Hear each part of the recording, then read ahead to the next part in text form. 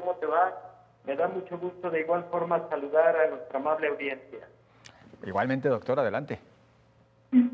Muchísimas gracias. Pues, a lo largo de la pandemia de COVID-19, que por cierto, para el caso de México, el día 27 de febrero, se cumplirán 2 años de haber detectado al primer paciente. Estos años han sido de arduo trabajo para la ciencia, con afanes de encontrar tratamiento definitivo para esta nueva enfermedad. Los fármacos que a lo largo de todo este tiempo se han venido utilizando han tenido aplicación específicamente para disminuir la respuesta inflamatoria que se presenta durante el COVID, pero también algunos otros para reducir el riesgo o para resolver el problema de la generación de microtrombos que frecuentemente acompaña a esta enfermedad. Sin embargo, a partir de hace un año aproximadamente, empezaron a surgir los primeros medicamentos que tienen actividad contra el virus, inhibiendo la capacidad de este microorganismo de unirse a las células infectadas. Es decir, los anticuerpos monoclonales que pueden en un momento dado generar un bloqueo a la unión del virus con las células que van a infectar. Estos fármacos tenían como inconveniente un alto costo y lamentablemente no tenían la posibilidad de ser accesibles para toda la población. Sin embargo, hace aproximadamente 6 meses tuvimos noticias de 2 nuevos medicamentos antivirales que actúan directamente inhibiendo la replicación del virus dentro de la célula infectada. Y me refiero a un medicamento desarrollado por el laboratorio Merck Sharp and Dohme, conocido como Molnupiravir, y otro medicamento desarrollado por Pfizer, conocido como Paxlovid, que es la combinación de 2 inhibidores de proteasa. Hace aproximadamente 2 días, México anuncia la adquisición de Molnupiravir y de Paxlovid para ser utilizados en nuestro país para pacientes seleccionados, para pacientes que reúnan criterios óptimos para su uso. Situación que a mí me parece una buena noticia.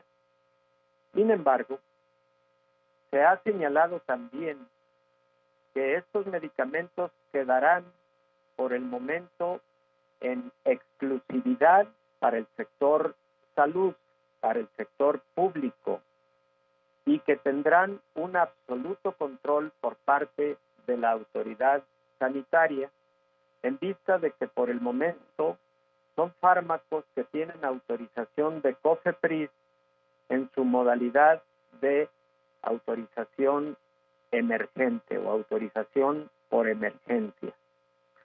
¿Qué veo como negativo o qué veo como inconveniente con respecto a esto último? Bueno, me parece que existe el riesgo de inequidad, porque creo que en el sector privado muchos pacientes que a lo largo de toda esta pandemia se han atendido también pueden requerir de estos fármacos. Número 2, creo que la autoridad sanitaria debe trabajar arduamente mejor para lograr la autorización definitiva de el medicamento por parte de COFEPRIS y de esa manera liberar la importación de estos medicamentos para que puedan tener uso generalizado. Pero claro que al referirme a uso generalizado, me refiero a su uso racional.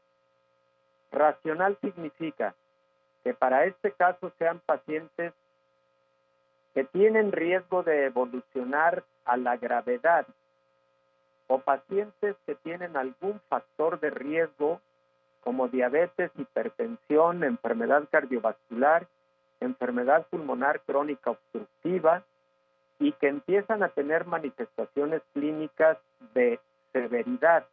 Esos son los pacientes que son candidatos a recibir molnupiravir o Paxlovid, que son medicamentos que han reducido el riesgo de mortalidad por COVID-19 y también han reducido el riesgo de hospitalización o la necesidad de oxígeno suplementario. En conclusión, México, con la adquisición de estos medicamentos, se apunta palomita, pero creo que adicional a lo anterior, debe trabajar fuertemente para lograr autorización definitiva por parte de su agencia regulatoria. Número 2, debe facilitar las cosas para que la importación de estos antivirales permita un mayor acceso para más pacientes que los puedan requerir. Y estoy completamente de acuerdo en que es responsabilidad de nosotros, los médicos tratantes, los que estamos atendiendo a los pacientes con COVID, quienes debemos definir si un paciente determinado es candidato a recibir el fármaco de acuerdo a los lineamientos que conocemos perfectamente bien y que fueron surgiendo a lo largo de las investigaciones para el desarrollo de molnupiravir y Paxlovid. Es mi comentario esta tarde, querido José Ángel, esperando que haya sido de utilidad. Doctor, perdón que le insista nada más así, en breve. Entonces, en principio, sí es adecuado que quede todo bajo control del Estado con estos medicamentos. Perdón, ¿me repites la pregunta, Sí, José Ángel? sí resulta adecuado que todo quede por lo pronto bajo control del Estado en cuanto a estos medicamentos. Yo creo que el Estado lo que debe hacer es facilitar para que la importación del medicamento no sea exclusividad del Estado. Yo creo que debe facilitar para que la importación de estos medicamentos los pueda hacer en general la industria farmacéutica, porque luego puede ocurrir que exista desabasto a la hora que haya más necesidad del medicamento, que pueda existir dificultad para su distribución en todo el territorio nacional.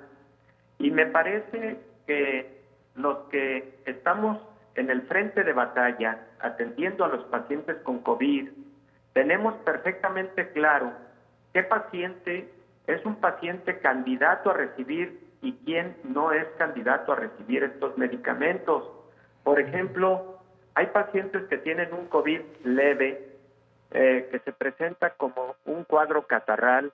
Bueno, esos pacientes que además no tienen ningún factor de riesgo, ninguna comorbilidad, no son candidatos a recibir alguno de estos antivirales, pero nosotros los médicos tratantes somos quienes lo sabemos y perfectamente nos queda claro que no vamos a andar utilizando estos antivirales con todos los pacientes a quienes detectamos COVID. Entonces, creo que debe haber ahí más apertura. Creo que debe haber más gestión, mejor para que exista capacidad para importar estos medicamentos, tenerlos disponibles y confiar en el personal de la salud que hemos estado en el frente de batalla para su adecuado uso. Que no sea entonces exclusivamente control del Estado, sino que sea bajo el uso racional de quienes a lo largo de todo este tiempo hemos estado al frente de batalla. Doctor, muchas gracias y hasta la próxima semana. Muchísimas gracias, José Ángel. Un fuerte abrazo. Hasta pronto.